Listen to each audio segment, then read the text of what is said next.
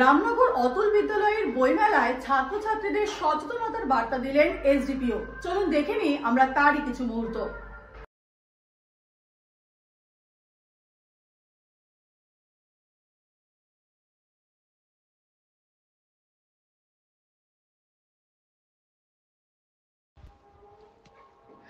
শুভ উদ্বোধন হলো খানাকুল বইমেলা 2025।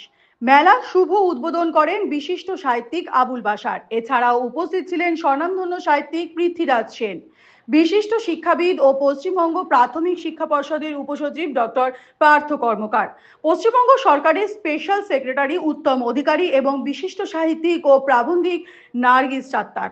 এদিন বিশেষ অতিথি হিসেবে উপস্থিত ছিলেন আরামবাগের এসডিপিও সুপ্রভাত চক্রবর্তী এবং খানাকুল থানার ওসি সমীর মুখার্জি।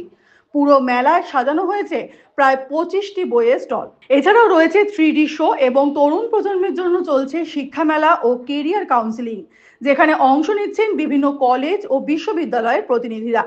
জ্ঞান, সাহিত্য আর সংস্কৃতির এই মিলন মেলা আজ খানাকুলকে পরিণত করেছে এক অনন্য সাংস্কৃতিক আসরে।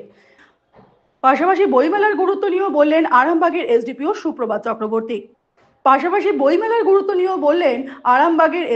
সুপ্রভাত চক্রবর্তী। বলবেন কি দেখছেন এখানে? বইমেলা একটা আলাদা নস্টালজিয়া।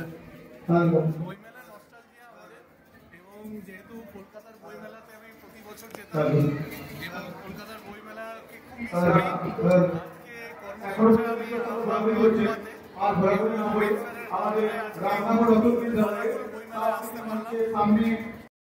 আগামীকাল রামনগর অতুল বিদ্যালয়ে বইমেলায় আসতে চলেছে হুগলি গ্রামীণ পুলিশ সুপার কামনাশিস সেন।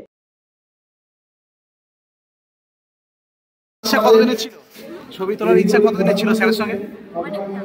অনেক দিনে ছবি তুললে কি বলবে স্যারদেরকে?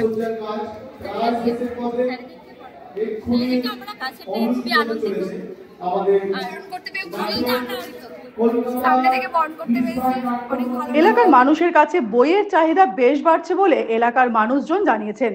খানাকুল বইমেলা 2025 বই হোক আমাদের শক্তি ও পরিচয়।